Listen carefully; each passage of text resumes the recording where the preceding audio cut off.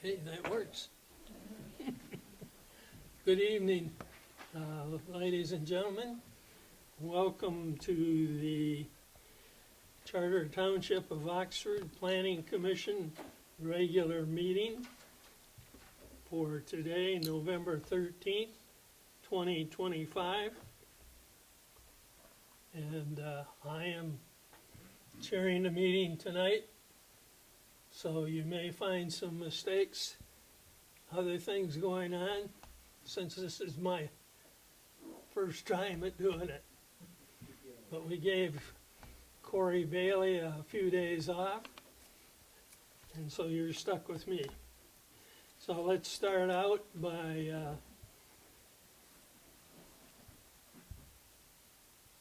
calling the meeting to order, which we've already done. And now let's stand and give our respects to the flag. Pledge allegiance to the flag of the United States of America and to the republic for which it stands, one nation, under God, indivisible, with liberty and justice for all.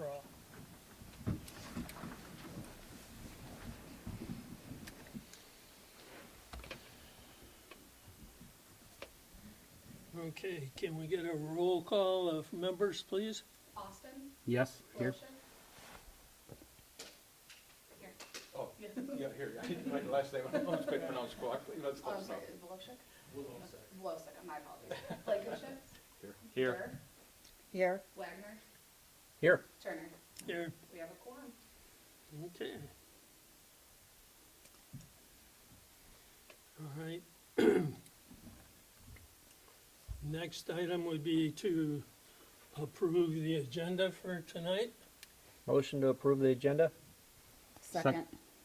Second. All those in favor say aye. Aye. Okay. Next item there is conflicts of interest or ex parte contact. Anybody have any comments? Anything we need to cover there? No. Nope. Okay, very good. All right, approval of the minutes from the Planning Commission regular meeting of October 23rd, Motion, 25. motion to approve minutes, Planning Commission regular meeting, October 23, 2025. Second. Okay, we have a second. All those in favor, say aye. Aye. Okay. Next item here is public comment on any item not scheduled for public hearing on this agenda. Now, to do that, we ask that you take no longer than 3 minutes. Start out with your name, your address, and your subject, and up to 3 minutes a time. And then if you haven't covered everything, if you would wait until the very last person has completed their comments, you can come back and speak again. So with that, do we have anybody that has any comments tonight from the floor? Come up to the mic, if you will, please. State your name, address. Brian Boyd, 811 West Bay Shore, Oxford, Okay, Oxford Township. Is this the right forum to provide feedback for this Aldi that's supposed to be in the works? Okay. Yep. My issue with it is, one, I'm concerned about my own property value from having a store like that so close to the entrance to the subdivision of Waterstone. Second would be the modification to the entrance to accommodate that. Third would be, we already see a lot of traffic cutting through Waterstone to avoid making a left turn downtown. I believe building that in that location application would increase that amount of traffic cutting through the neighborhood to avoid, you know, cutting through town instead. And just general traffic overall in the areas are getting heavy with McLaren, you know, some new things around that area, but I think this will make it much worse. And just, you know, that's my concern with it. I Okay. realize you wanna do something with the land there probably, but I'm not sure a big box store like that is, what people around here want. Maybe people cutting through from Lapeer to go to work want that, but I don't think people in the immediate area, if they said anything at all, probably wouldn't want that. My opinion. Okay, Thank you. somebody else?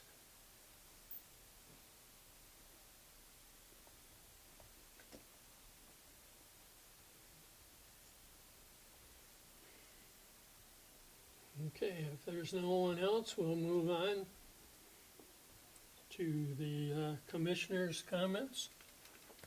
Any of you have anything No. you'd like to, Not as of now.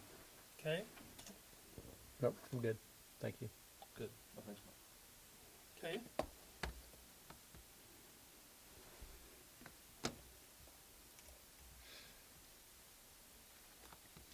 All right, item 9 on the agenda has to do with petition PC 23-005.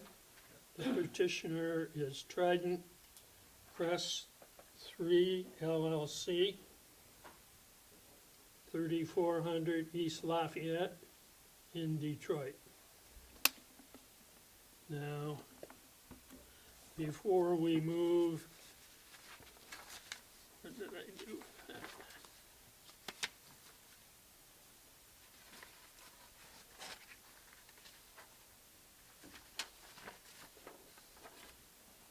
Before we go any further, we'll just make a few comments about rules of discussion, things that way. For public testimony, any members of the public wishing to address the commission during the public hearing should give their name, address, position, and the issue they want to talk about. The general public shall limit their remarks to 3 minutes, and we've got a timer here that will go off when your 3 minutes are up. No person shall be permitted to speak twice on the same issue until everyone is to be heard has had a chance to speak. Persons will only be recognized a second time if they have something new to add that hasn't already been brought to the commission's attention. No person other than a commission member, township consultant, or township staff shall be allowed to address an issue for public hearing following the closing of the public hearing by the chair.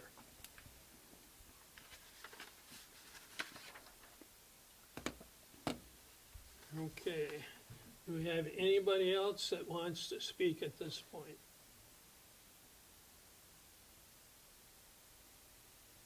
All right, moving on then to our public hearing motion. Need to have a motion to open the public hearing. So motion to open the public hearing? I'll second. Okay, we have a second. I'll All second. those in favor? Aye. Aye. All right, we do have some order for the public hearing. We'll just run through this quickly. The order of presentation shall be as follows. 1, the presentation by the planner, and that's Mateo here. The next presentation is by the presenter, whomever you wish to speak. Petitioner. Jim would Jim would go after me. Well, Okay. My apologies if that's what I got on it. we'll get Jim in there sometime, we'll keep him awake. Please let me know. We will do that. All right, the public hearing testimony, we've already talked about that. And we will close the public hearing. And comments from the township consultant and staff can be referred to. We'll review any open correspondence that have come in. Do you know if you've seen anything? Obviously, nothing. Okay. At some point then, we'll need a motion. We'll discuss the motion and we'll end up with a vote on going forward with this plan. So with that in mind, Mateo, we'll let you go first, but you only get a minute and a half. I'll try. All right, good evening. Mateo Paslacqua, Carlisle Waterman Associates. We are the bank consultants for the township. So as Mr. Turner had identified, what you have in front of you tonight is the request for final site plan approval for a residential planned unit development. I have my notes. Obviously, this is a project that has spanned over almost 2 years. 1.5 years ago is when we were looking at the preliminary. I know we have some new planning commissioners since that time. We've worked hard to kind of build the storyline from preliminary all the way to today. So I'm going to attempt to thread a needle through my presentation, kind of merging the past with the present. But when I'm done, if you have any questions, if there's anything that needs clarity, whatever it may be, feel free to ask it, and we'll figure it out. So again, Trident Crest Homes, the third LLC, is requesting final site plan approval for a new residential planned unit development located at the corner of East Trainer Road and Oxford Lake Road. If you give me a minute, I'll kind of shoot to a basic overlay of the site plan.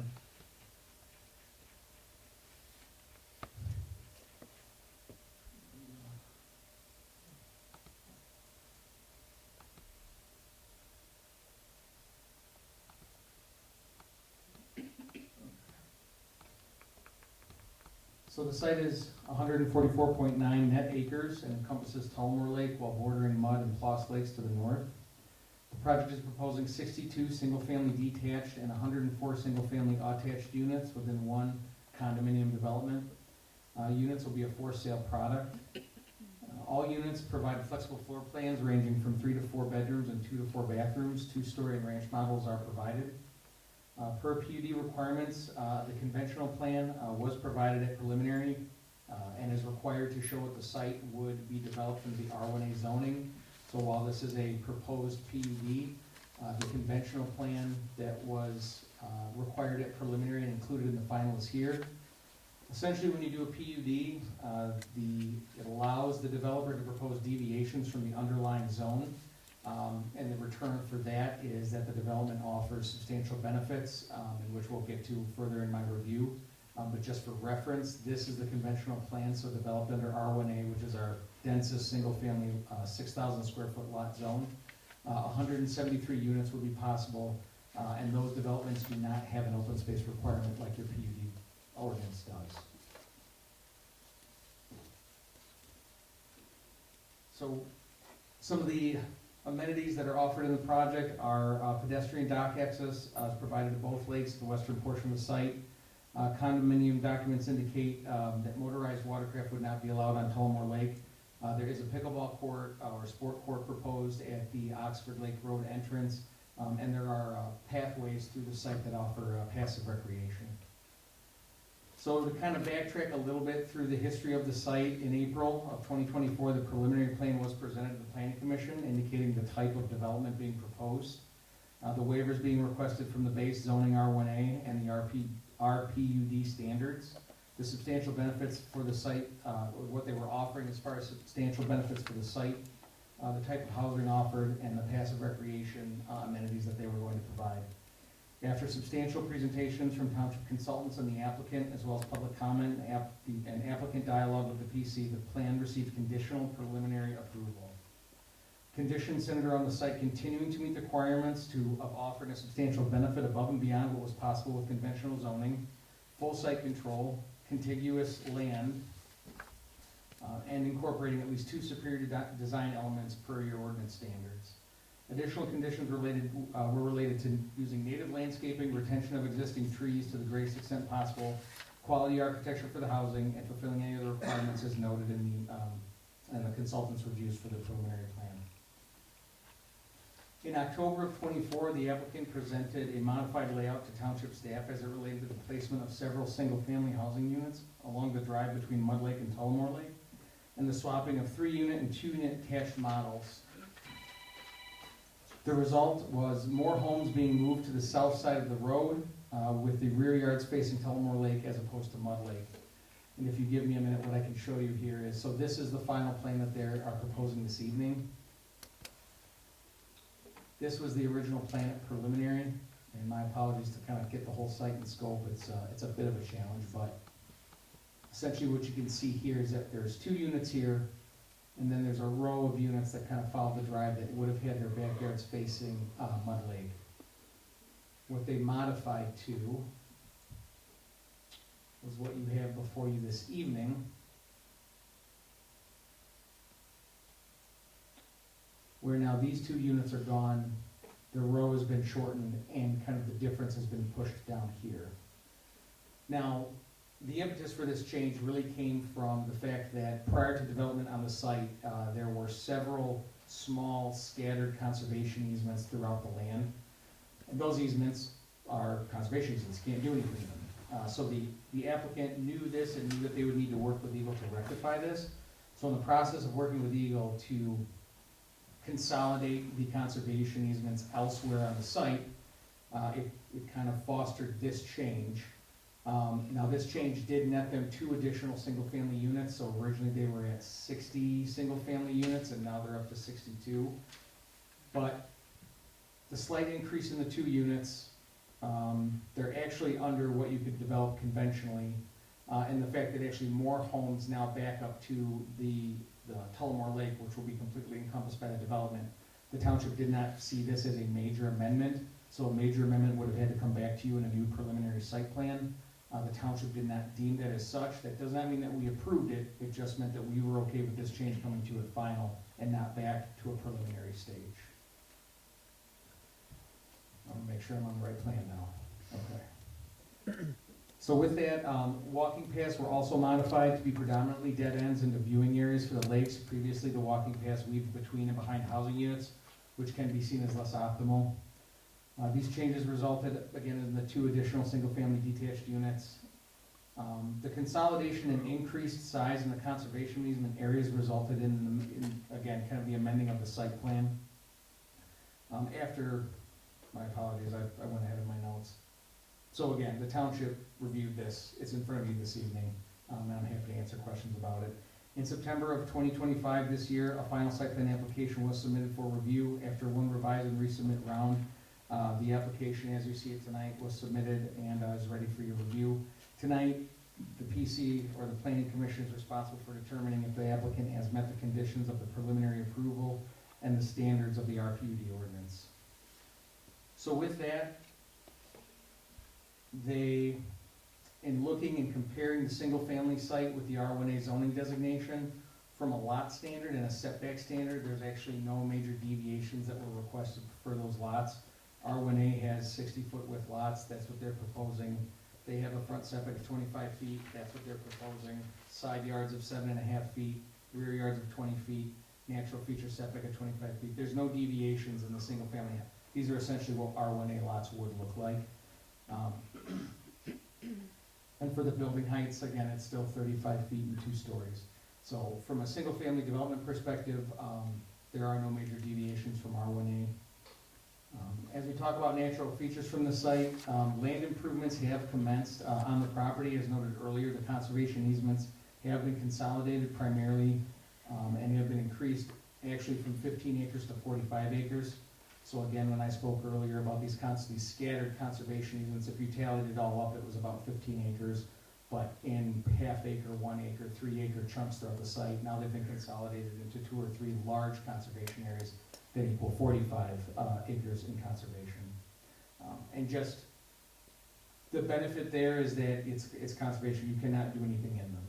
And so, in perpetuity, if anyone wanted to modify anything associated in those areas, they would have to go through Eagle, and that is not an easy process, nor is it guaranteed any kind of approval from the state that they'd be allowed to do so. A woodland report was provided in the final site plan. It's dated April 17th, 2024. It indicates the woodland areas along the portions of the site that border Floss, Mud, and Tullamore Lake, and show that those areas would be preserved. It did also kind of offer information on where invasive species had taken over and where certain mature trees would be retained on the site.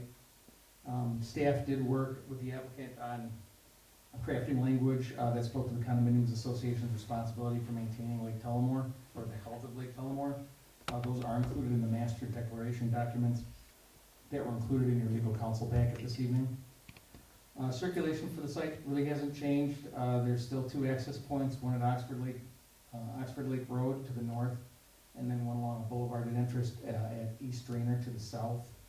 The roads or the right-of-ways throughout the development are 50 feet wide. There's 5-foot wide sidewalks shown throughout the development.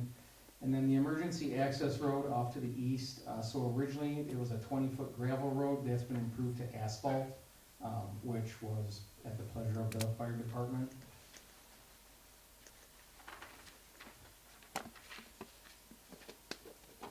They are showing safety paths along East Drainer, all the way from the Oxford Lake Road intersection, all the way up to the existing 4 homes along East Drainer. Tonight they are requesting, they've gone in front of the safety path, and now they're in front of the Planning Commission requesting a waiver from having to install the safety path along this frontage on East Drainer. They're also requesting a waiver from in lieu of payment. There is a mechanism in the ordinance to request that if there are geographic challenges with the site. The border of the property line runs so tight to the lake's border, and that topography there is so steep that essentially installing the safety path and or making them, we'll talk about landscaping later, but making them landscape that area would, you could argue it does more harm than it does good. And so that is something the Planning Commission will need to consider tonight, is waiving the requirement for the safety path along this portion of East Drainer Road.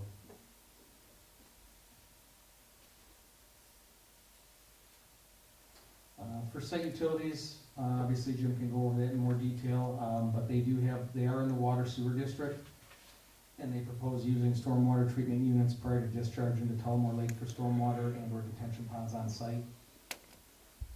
For landscaping, let me bring up their plan.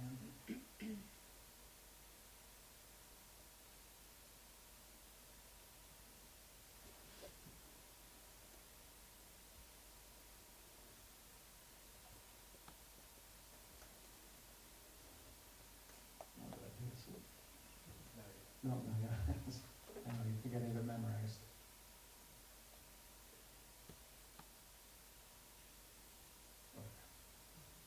So the landscaping spread between the 2 sheets. But if you've been to the site, you can see that the trees along Oxford Lake Drive have been retained and are to stay in place per part of the agreement. The woodland report included in the packet showed the areas that were going to be cleared and the areas that would be preserved.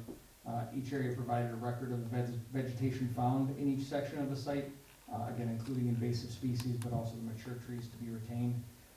The landscaping does comply with the ordinance requirements applied to an RM housing. So again, this is PUD. You can there's some flexibility in that, but we utilize the RM landscaping standards for this portion of the site, and they do comply with those standards. The applicant does not technically have frontage along Oxford Lake Road per a small strip of land between their property and the right-of-way itself, which would alleviate their requirement to put screening along that portion of the site. However, they have offered that with the account of 68 new trees, regardless of the requirement to do so. So those are kind of the basic standards that we would go through. The next part of my review, we're going to kind of revisit the PUD waivers that were granted. They are not requesting any new waivers this evening. The waivers that are on the site plan were granted as part of preliminary, but I'm just going to kind of recap those real quick, and then, well, maybe not real quick.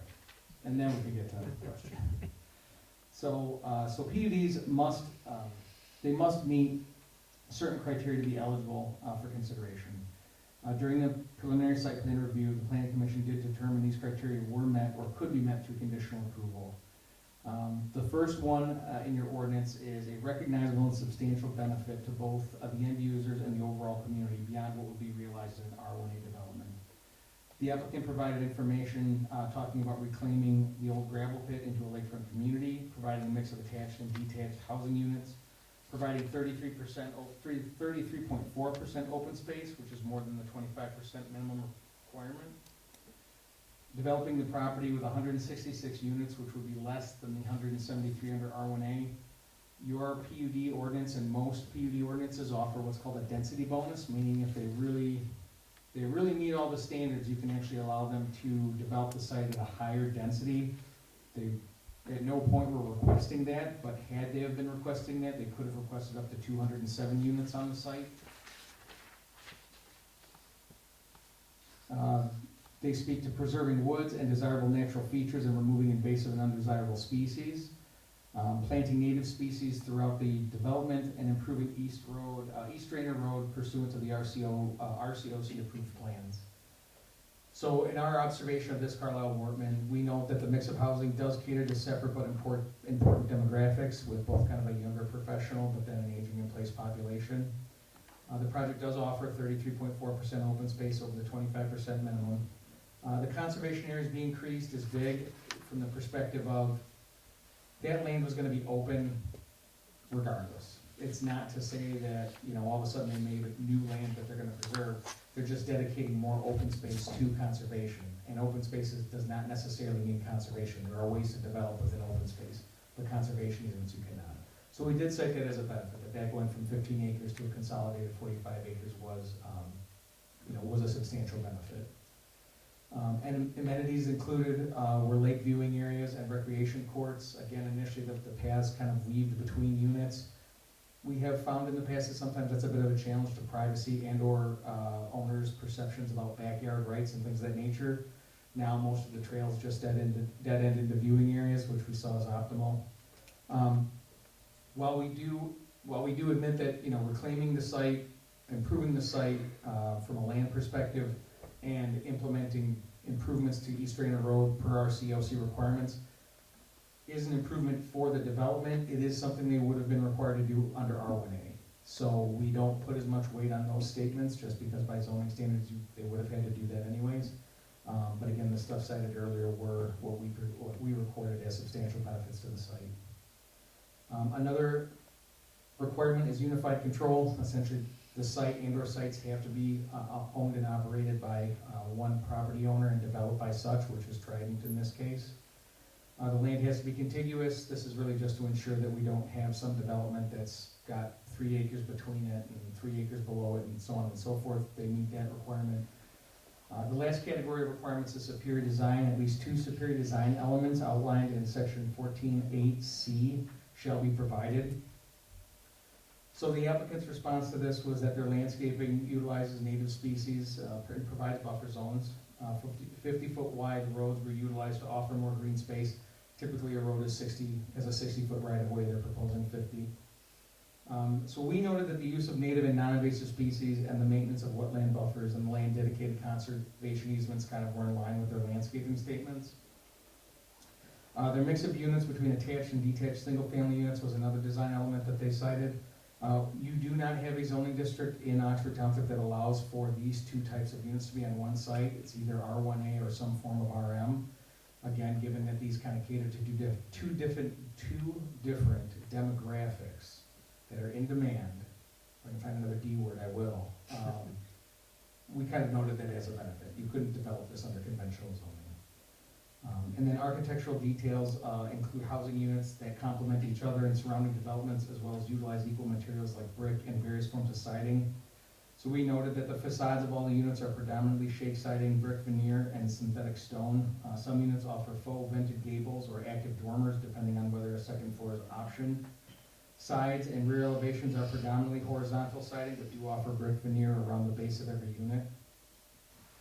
Open space is provided throughout the development. Again, If this was R1A, that open space would not be a requirement. They could offer it, but they wouldn't have to by zoning requirements. So whenever we consider PUD, a PUD development agreement has to be crafted as well, and this is kind of where the waivers are put in writing, along with other requirements for the development that are in agreement between the applicant and the township on how the site's to be developed per the site plan. So the requested waivers and modifications, as I said, are required to be incorporated into the development agreement. In our review, we did provide a table that outlined the waivers and modifications associated with the project. No new waivers or modifications are being requested. However, we do offer the following recap for the final review for the Planning Commission. The waiver for the 100-foot buffer between units and property lines around the perimeter, that waiver has not been modified. It does require some amending. Should the Planning Commission approve the site plan, we will need to reference that when they added the 2 units and moved some units around, the numbering of the units themselves changed. So they didn't change the level of waiver they needed, it's just the numbers associated with specific units changed. So if we do approve this evening, we will need to amend that in the motion. But that standard is essentially indicating that PUD developments are to have a 100-foot buffer between the property line and the improvement itself. The waiver was granted for the units along here, these units here, and then these single-family units along here. The waiver from requiring a landscape boulevard entrance at Oxford Lake Road. So our PUDs are supposed to have boulevard entrances. The entrance for Oxford Lake Road was waived. There were some cited issues with how wide the right-of-way was going to be and how it was going to tie in with the intersection across the street. The waiver from installing landscape island cul-de-sacs per the fire department's concerns. So in your ordinance, these cul-de-sacs would have required landscape islands. This is not the first time the fire department's expressed concerns with that. They can cause issues for navigating the trucks. Obviously, if the fire department has to get somewhere, it will, and if it has to drive over something, it will. But then there becomes a conversation about who's going to repair that, who's responsible for it, so on and so forth. So the fire department did request that those were removed, and the planning commission did agree at preliminary. The waiver to allow areas that have less than 100 feet between residential units to be considered open space. So in your ordinance, there is language about the distance between these units would need to be 100 feet to be considered open space. Again, that layout didn't change from preliminary, so this area can count towards that 33.4% open space that they're proposing that was waived at preliminary. Waiver from landscaping along Oxford Lake Road and East Drainer, east of the 4 existing homes. So, again, that was our conversation earlier about the safety path down here. It's the same waiver request for the landscaping. To get in there and improve the land and plant 40 evergreen trees would do more damage than just leaving it as it is. And then, as I had mentioned earlier, it's really more or less a waiver they didn't have to request, but for clarity, it was out there, again, per this strip of land, and you'd never be able to see it, and I'd have, you know, it's a very thin strip of land that is technically another parcel. It means that they do not have frontage on Oxford Road in that portion. However, the land planning commission still granted a waiver from any landscaping having to go along that stretch. That being said, they have provided buffers in that area regardless. And then the waiver to allow road widths and cul-de-sac dimensions as shown on the site plan. So, again, your standard in our ordinance is 60-foot right-of-ways, but the PUD ordinance does allow for a request to do 50. They requested, the planning commission granted. So, with that, that is just a recap of the project itself. At the end of our review, we just cited that, again, the planning commission will need to consider whether or not they would recommend a waiver to the township board for the safety path construction and the in lieu of payment that would be required. Beyond that, the parcels need to be combined. The parcels need to be combined before the final C of Os are offered out to the properties, and we've been in contact with the applicant about that. The condominium draft documents are part of your packet this evening that the planning commission needs to approve along with the site plan, should they grant approval. And then last but not least, again, we need to, if approval is granted by the planning commission, we need to amend the units that were granted at 100-foot setback. So, with that, I'm happy to take any questions if the planning commission has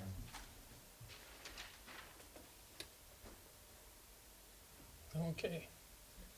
The lot sizes for the attached single-family homes, do you have an idea what those lot sizes are? So those are not actually defined as lots, the attached units, that would Okay. almost kind of be considered like a site condo. Okay, So, excuse me.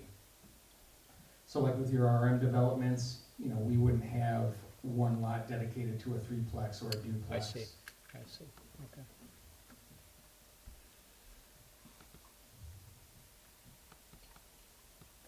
Anybody else have any questions for No. Mateo? No. No. Good? Go ahead. Let's have a good evening. Good evening. Can we talk about this strip of land real quick? It was topic of discussion along Gillespie there. Or This is that- side? I'm Yeah. sorry, Oxford Lake Drive. The entrance there, that strip of land, is there a right of way there that allows that road to go through there? What allows that to happen? Yeah, so I can't tell you how or why, and I can actually, well, I might be able to show you, but yeah, so it exists here, and it exists here, but there was room left in that strip of land for a road to connect to. And it must have been done with some sort of conscience because it lines up with Gillespie Street.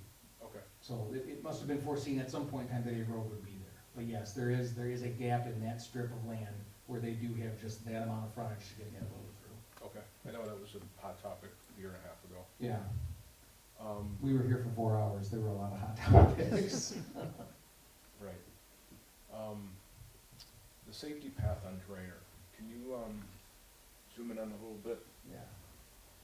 I was looking at this strip here and how it sort of dead ends at that person's, or right near there, what appears to be their driveway. I'm concerned, does that really make sense to do that? We're not extending it further down Drainer, and if I were that property owner, probably wouldn't want a path to stop right at my driveway because it sort of introduces traffic that was never there before, pedestrian traffic. Yeah, and I feel like there's been conversation, I'll let the applicant address it, when they come up to the dais, but figuring something out to where that maybe makes a little bit more sense, or prepares maybe for one day of crossing a Drainer, I think is definitely able to accommodate. Okay, thank you. Few more questions? It's okay. Let's see, the conservation easement, you were saying that nothing can be built in that property. When the conservation easement, it was reset or set after preliminary site plan, is that correct? Yeah, so at preliminary, the conservation easements were still kind of scattered throughout the site, and that was a part of a condition of approval that they needed to rectify that with Eagle before they could come back for final. So when I look at the new conservation easement, which appears to follow the silt fence line that's on the soil erosion plan, Okay. as it appears that, and help me if it doesn't, because that's my reference really. It's shown here, it's shown here too. Conservation easement, Right. I'm So- listening, I didn't mean to cut you off. No, you're That's- good. In particular, can you go up there a little bit to that side of the road? Those lots those sites that were removed, and where the property line is from, Through here, right in that area, right? yeah. Yeah, right here. So in the conventional plan, you wouldn't be able to build homes there, would you?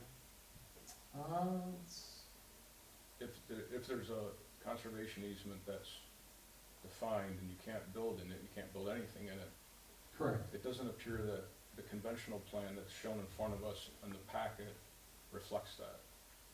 There's So- homes on, cutting right through the middle of that, Let me go over. and maybe I'm reading it wrong, but that's what I noticed, and I wanted to, Talking about ask about these that. two guys? right, and that's just one example that I saw. I didn't dig into it too much further than that. But based on when I see the conservation easement now, it cuts right through those two houses. So I'm having a hard time understanding, is this really the actual count that the conventional plan would have if those homes can't exist there? So I guess the conventional plan can kind of be developed in I'm not gonna call it a loose manner, but it can take some assumptions in that if they No, were. I understand that. Okay, right. yeah, No, I so get that, right. if the assumption was with the conventional plan that those easements would be rectified some way or in a different manner or alleviated completely, then this would be a legitimate conventional plan. The concern I have is we're talking about there could potentially put 207 units, right? That was a discussion point. If they went for a density bonus with the PUD. Right. Yeah. And then, there was discussion before that there could be, I don't know what a different number was, 160 or 173, I think was the number. Under R1A. Under R1A Yeah. for this conventional plan. Mhm. But if those two homes, as an example, can't really be built there, that number isn't 173, it's 172, 171, if they can't be built, right? Yeah, I mean, you could make an argument that there's a handful of these that could not be developed the way the conservation easements are laid out now, but I guess we're comparing past knowledge to current knowledge.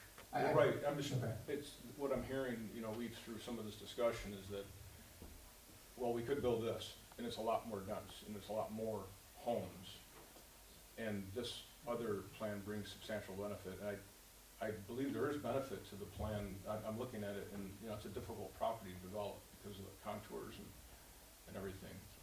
But, I just wanna make sure the information we're being provided is accurate, so we can make a educated decision on what is real and what's not. And when I saw that, I thought, wait a second, is this conventional plan showing more homes to help us go a certain way in our decision-making? Because, well, you could get this or this. Sure. And, right off the gate, I'm looking at that going, well, if I notice that there, is there any other places on the plan that there could be it couldn't have been updated, so.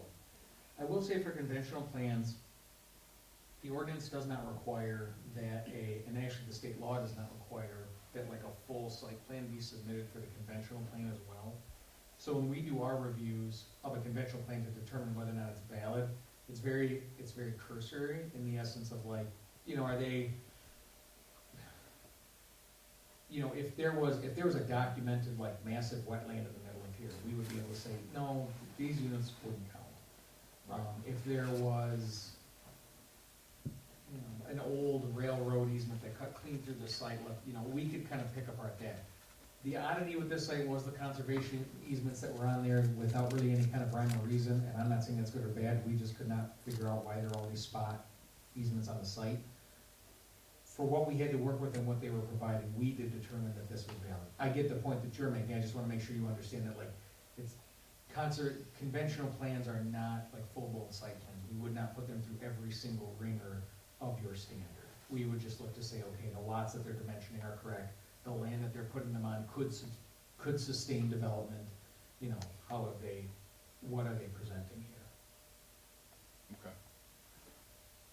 So I'm concerned that, should we even use those numbers that were mentioned? We could get 173 or 207, but we're getting 164, is that the new number? 166. 166, okay, the old number was 164, right? Correct. Okay. So I really wanna just take those numbers and just try to forget about them for a second, because it's really not, they may not be accurate.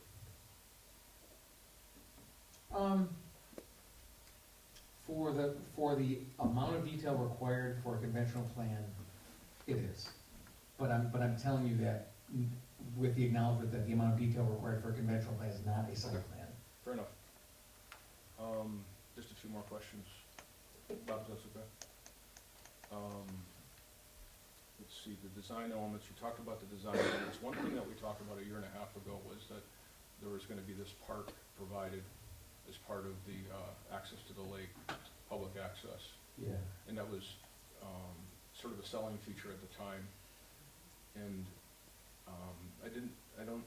there's not discussion about that anymore, and, concerned, maybe the applicant or petitioner can speak to that more, what they plan to do with that for the benefit of the community. Is that appropriate, or do you have information on that? No, I think it's a fair point. So yeah, preliminary, for the commissioners, this area was, and in conversations prior to application, the owner and developer had discussed maybe deeding this land over or donating it to the township, as kind of like a waterfront access park.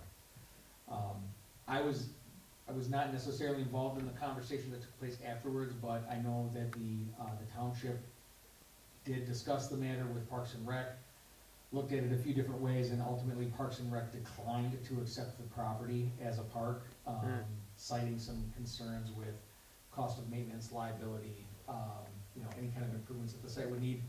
So that gets us to today, where now instead this area is just part of the conservation easement, and open space that they're providing at the site. What would be done with it from this point forward, I'll let them speak to. Okay, thank you. Yep. That's all I have for now. Okay, Vice Chair, thank you. you I am- have some? I am good. Anybody else? Okay. Okay. Mr. Sharp, looks like we will give you the floor. No, that's fine.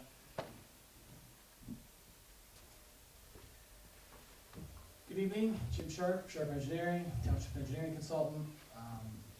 The way that your process works, you go through your preliminary site plan, the applicant gets their approval, then we really make them dive in and do the design, do the hard design, go get all the permits and things like that.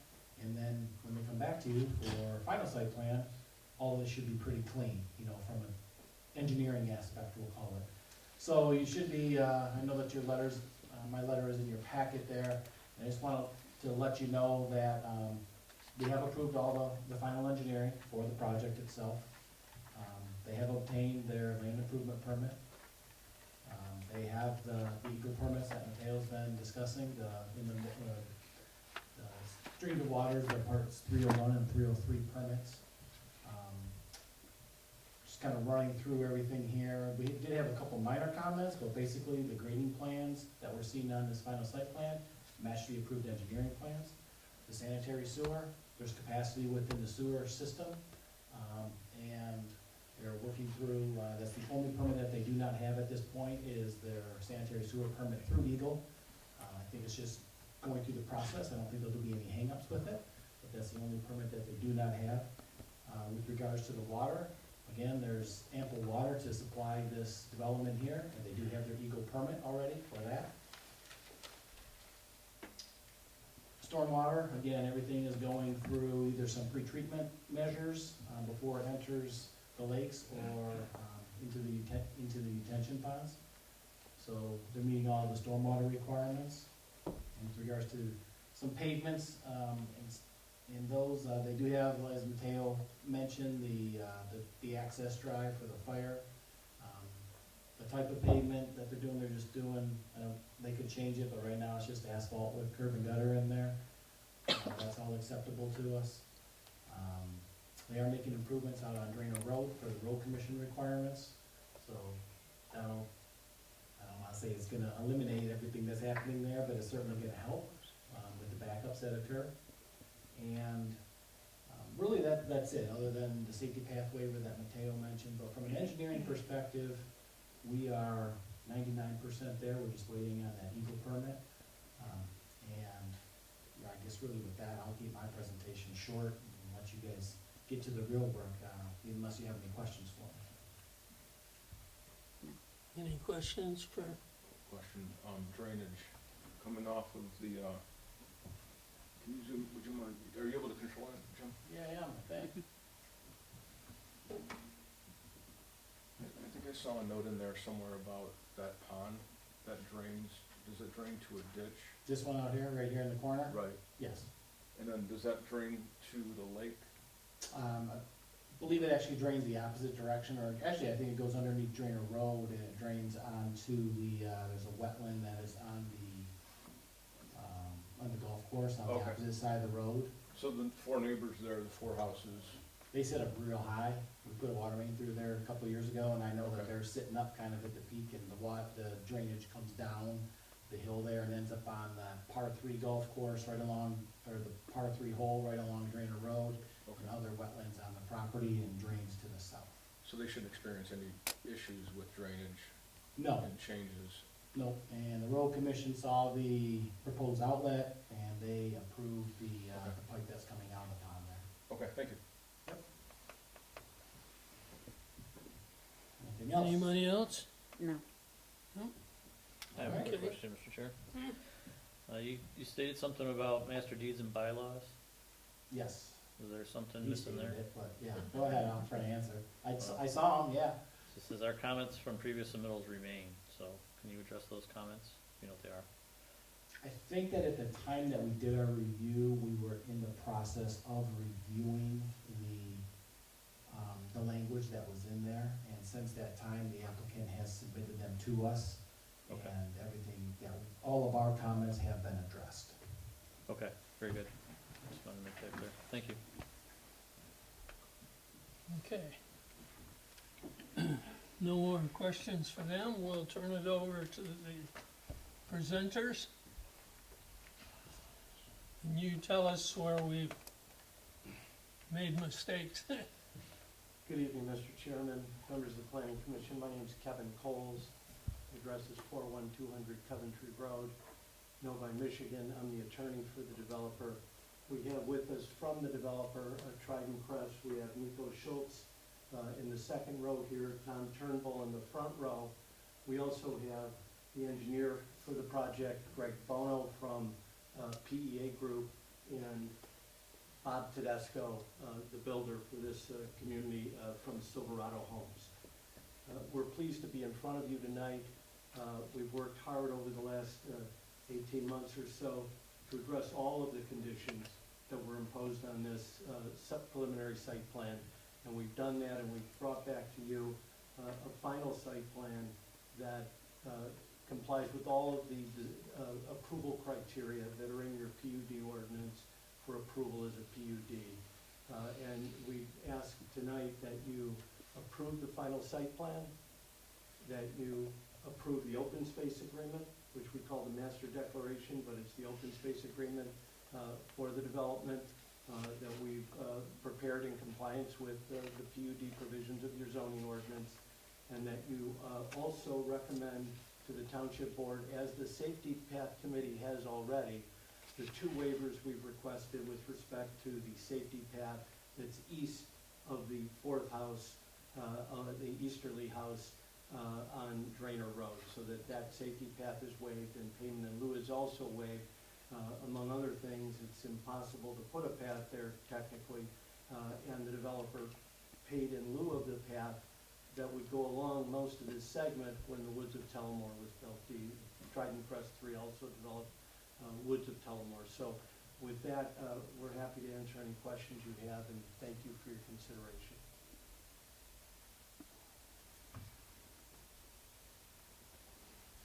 Don, you have some questions? Well, the question would start with the park that was, Oh, sure. The park was a concept we brought to the township at preliminary, and in discussions with the township officials, we received direction that the park just didn't work in this location. That property's now been subjected to a conservation easement, and will be open space for this community.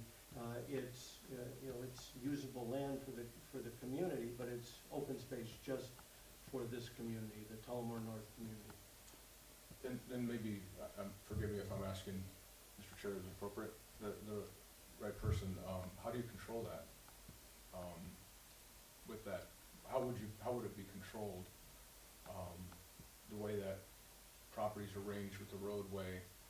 We are That would be a intending, challenging- our intent is to put in bollards along the road right of way, in concert with the road commission, Okay. to prevent vehicle pullovers in that location, and to limit people from driving down the road who like to fish, from seeing a pond and pulling over. People do that, and that's one approach that we're intending on implementing here. If it's a property line, could a fence be put up there? I don't know that a fence can be put up there due to the, configuration of the slopes. The property before the right-of-way ends, it's steep, it's a very steep slope down to the lake, Right. Quite steep. There's just very limited land in that location. Right, right. I'm concerned that if, obviously the property owner has rights, I understand. And if a fence could be built there, that would be, I think from a visual standpoint, objectionable to that community in that area, right? Yeah. And I guess I just wanna figure out how that could be, a benefit, or I should say not, take away from what's currently there. I could just see there's existing guardrail there, that ends just before the park. And it sounds like you might be talking about extending that guardrail so that there's like a parking space or two, maybe you could squeeze a car or We're so not in there. intending any parking spaces be available on this development's land at all. We don't view this as a park. No, I understand, but This is private land that's for the benefit of the Tullamore North community. realize when we voted a year and a half ago, that was proposed or provided as a benefit to the community. So I'm trying to frame it in that way, and now it's sort of being taken away. But there are substantial benefits from this development that we've articulated, that Mr. Pasalacqua reviewed, that, exceed your ordinance requirements, and it was based on the direction of the township in our meeting with township officials. And as Mr. Pasalacqua said, if the park department didn't want this land, there's practical difficulties they encountered that they viewed that would be burdens to the township and problems to have a park here. The land's now conservation easement. Is there a way to use the HOA's rules to allow that to happen, to maintain that property and allow access still? Access to who, sir? To the property, as originally By who? stated, You mean from the by the public? public, as it was No. originally stated. No.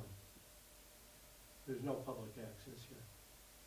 Our intent is that there be no public access here. It's not a public park. It's conservation easement that's part of this community.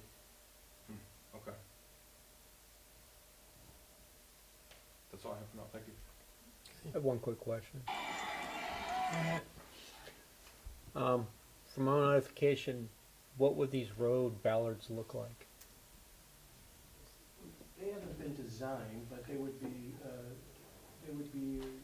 typical bollards along a road, and possibly an extension to guardrail. Those are plans that we're contemplating that would be implemented after final site plan approval. All right.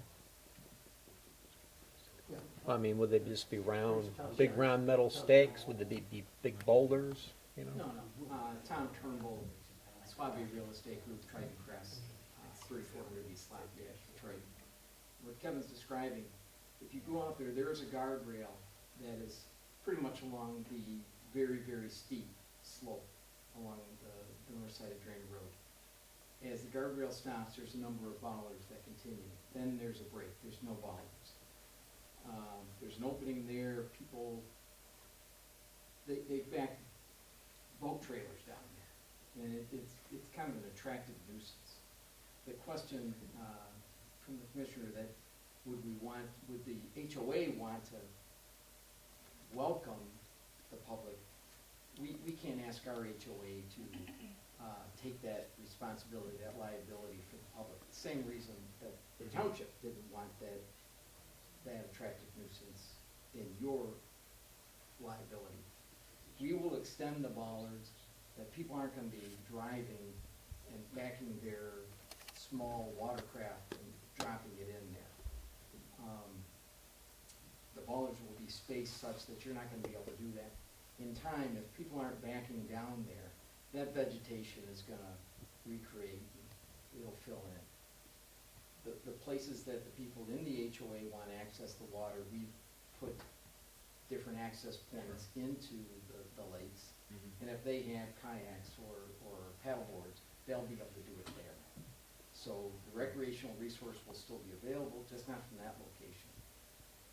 But the bollards, if you look what's out there, we're just gonna extend them. it's gonna be much safer than it is today. Thank you.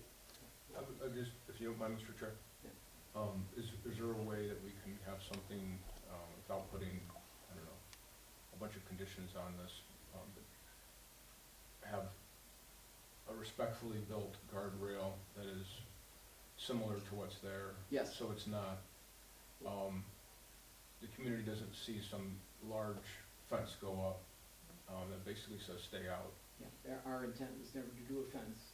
Our Okay. intent would be to work with the road commission to do something consistent with what they already have and just extend it further to the east. Okay, thank And you. as you go further and you get down by Crossroads or Camp Oakland, there is nothing, and it drops off so that nobody would ever, try to access the water there. Thank you. You're very welcome.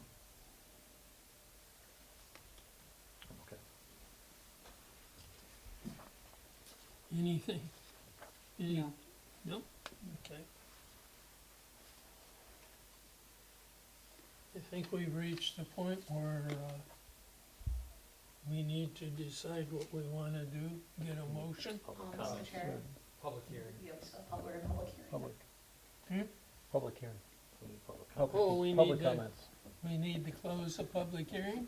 No, we need No, to, Mr. Chair, we need to offer the public comment. Oh, I'm sorry, okay. Jump in the gun. I'm just gonna get the full site plan up on screen for the conversation.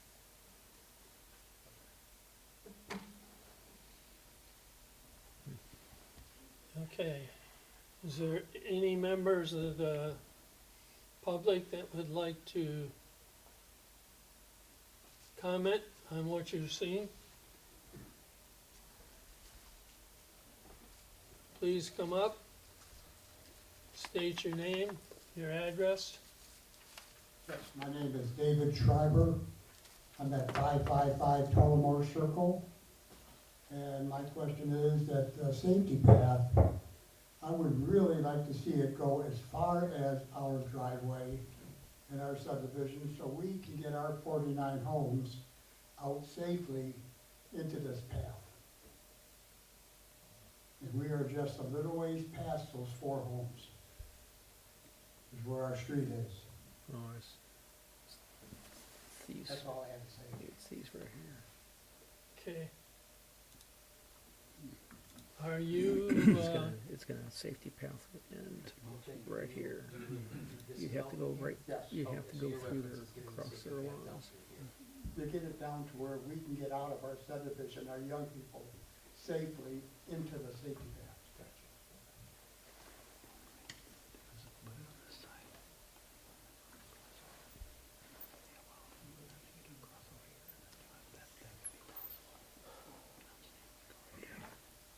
okay, we have anybody else?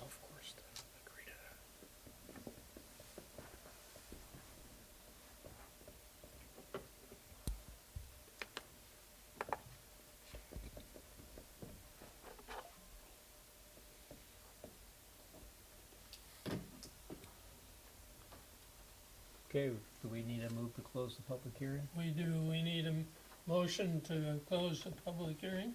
Motion to close public hearing. Second. Okay, are we all in favor of that? Aye. Aye. Okay. Now, again, are you aware of any communication that may have come in the form of a written note or letter or We have not received anything. nothing? And as far as you folks go, no one has written a note to you? No. Okay, so we can cover that, all right. Is anyone else here on the commission have any comments that you'd like to make? No. Nothing at this more? time.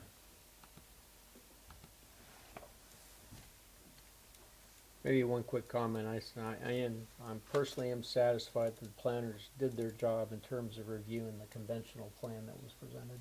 Okay. Don, do you have anything more? I see you sort of, No, you're set. I'm sorry, Okay. thank you. All right. And with that, we're at a point where unless somebody has something to discuss that we didn't cover yet, So I'm gonna move to grant final site plan approval for PC file number 23-005, known by the project name, the Peninsula of Tullamore, the Village of Tullamore, based on the following findings of facts. 1. The residential plan unit development shall provide recognizable and substantial benefits both to the end users of the development and the overall community beyond what could otherwise be realized from conventional development using the standards of the underlying zoning district for this ordinance. 2. The applicant has or will have full ownership or control of all the area to be included in the residential plan unit development, such that there is a single person responsible for the full completion of the project. 3.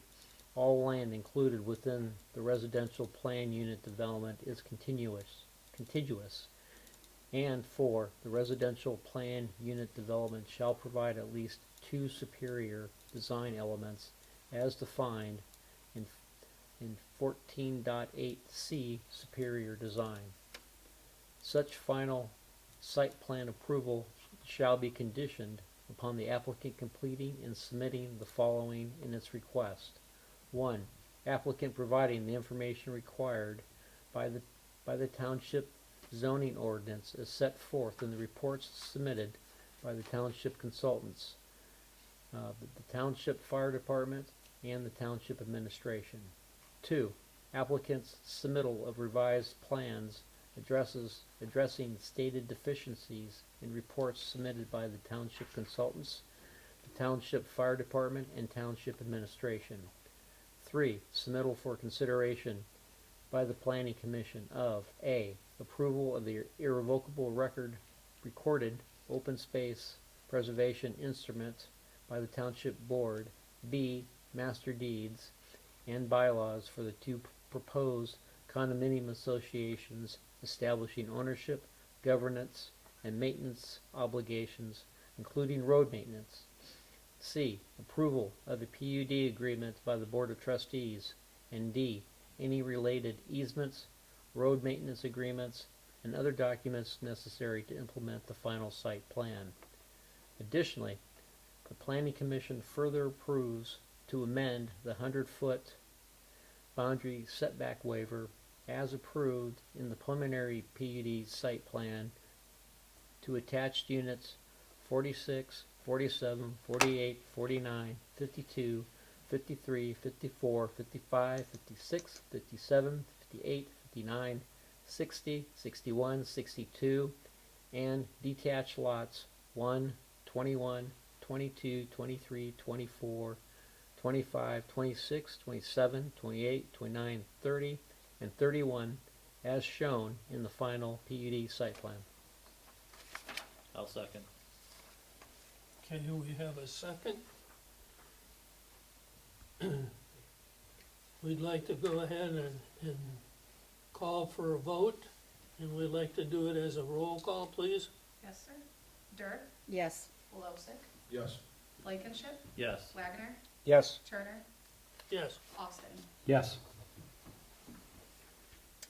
Okay, I move to recommend that the Township Board of Trustees accept and approve the declaration of the open space preservation titled Declaration of Easements, Covenants, Conditions, and Restrictions as required by the Township Zoning Ordinance Section 6.14D2 and 6.14D3 for the Tullamore North Development as submitted, subject to minor clerical and legal amendments acceptable to the township attorney. I'll second.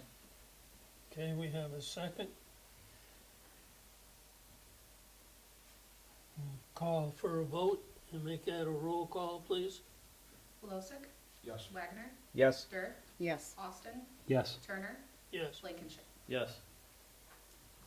Okay, I move that the Planning Commission recommend approval of the safety path waiver request of Trident Crest 3 LLC to the Board of Trustees and recommend a waiver of both the obligation to construct a safety path and any additional payment in lieu for the 1,479-foot frontage on the north side of East Drainer Road, east of the 4 existing homes, and further finding that the record, including the PUD site plan and topographic survey, demonstrates that construction on the north side segment would be impractical due to the steep drop to Tullamore Lake, lack of usable upland, wetland, soil conditions, and existing conservation easement, and that these facts satisfy the authority in ordinance number 117, section 42-105B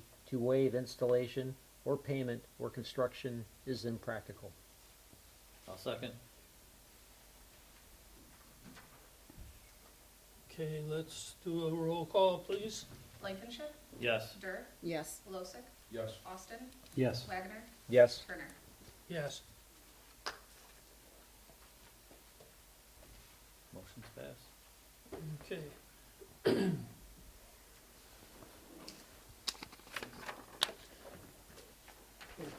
Next item on the agenda is any unfinished business.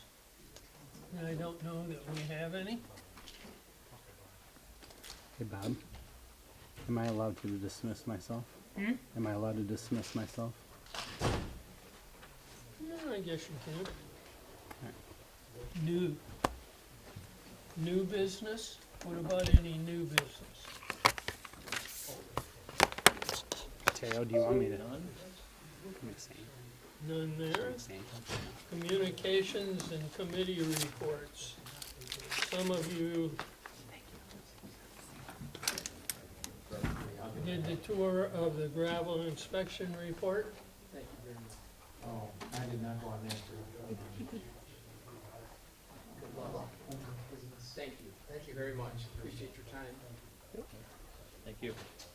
Oh, gravel inspection. Yeah, I don't know if that's Jim's thing or that's not mine. That's okay. Mark and I went with Jack, and Give We us have a good neighbors. report then.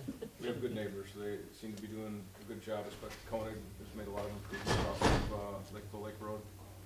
And landscaping, the drive entrance, it was a good inspection we had. What about the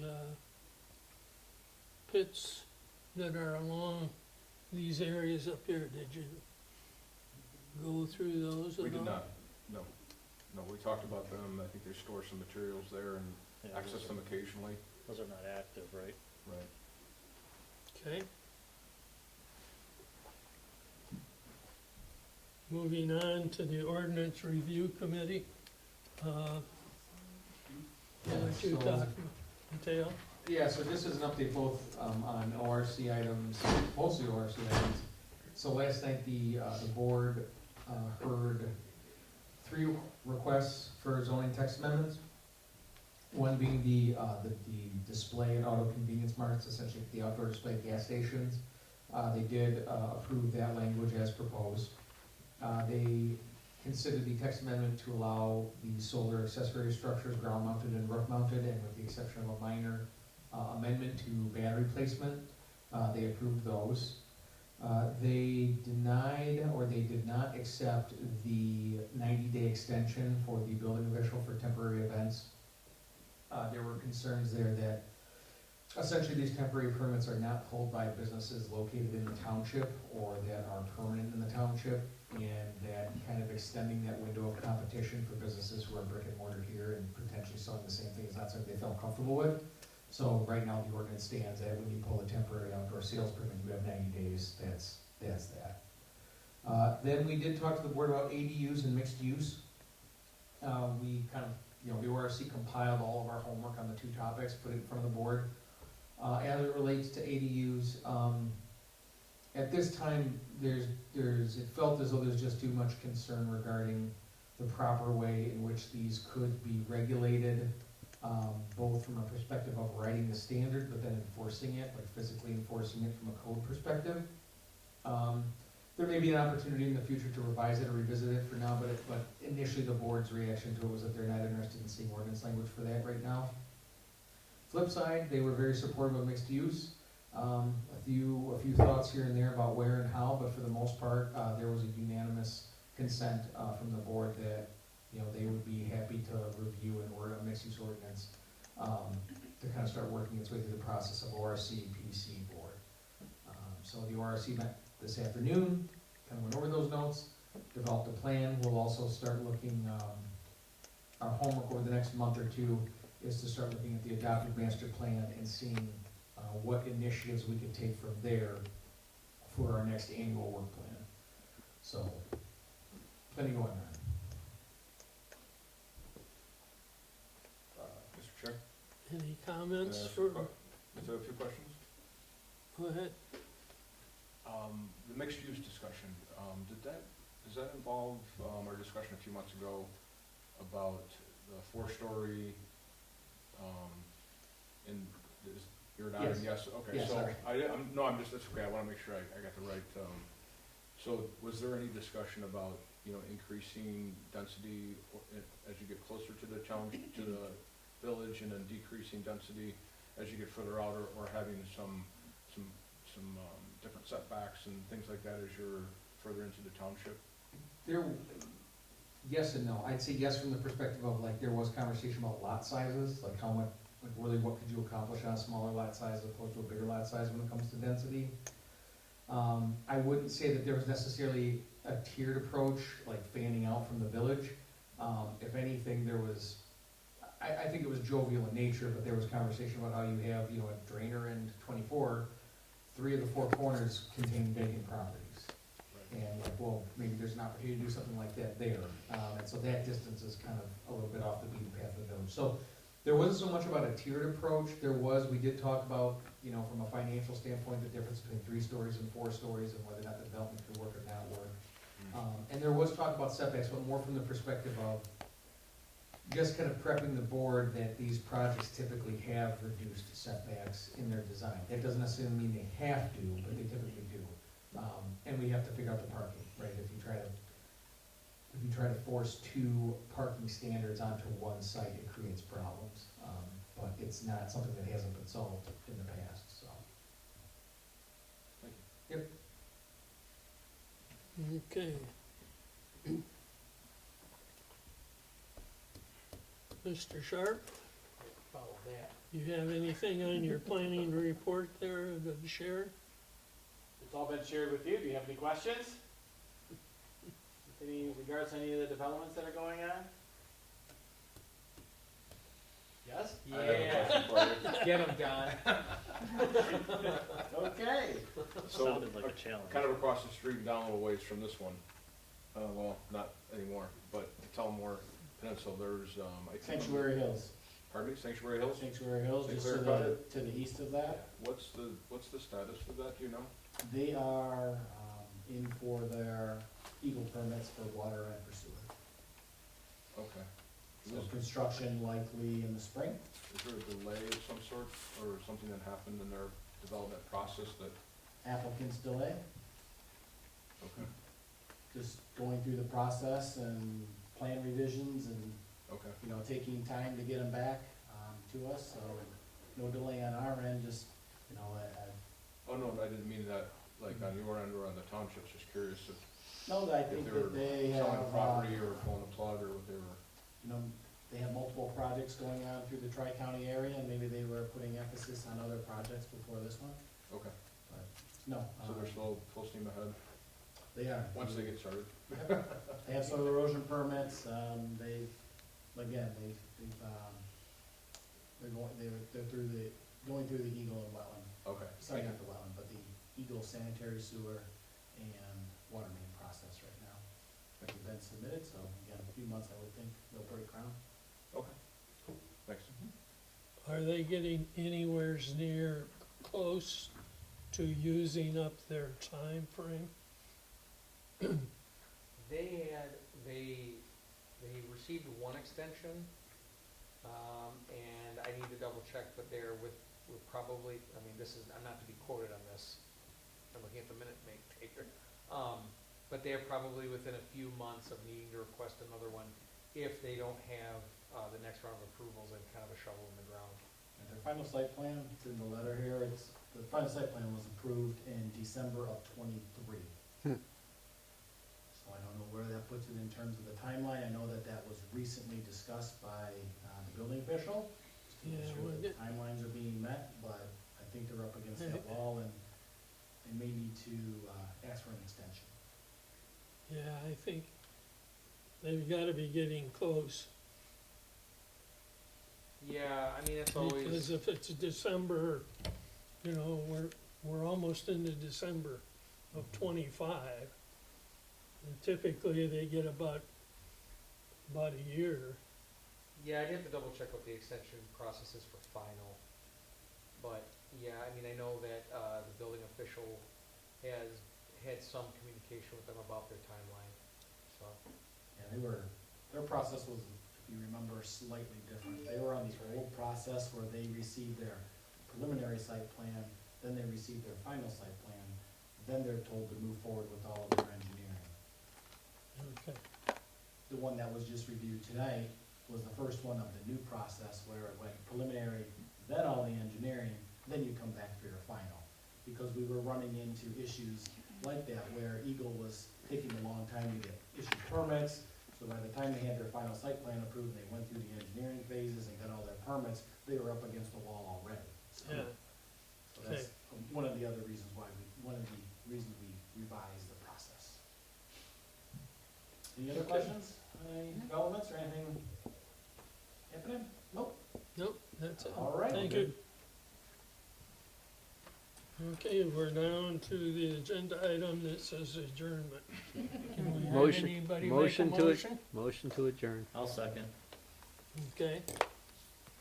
Are we all in favor? Aye. Aye. All right. You wanna do a roll call vote on adjournment? No. You don't have to. Okay, meeting's adjourned. Thank you. Bob.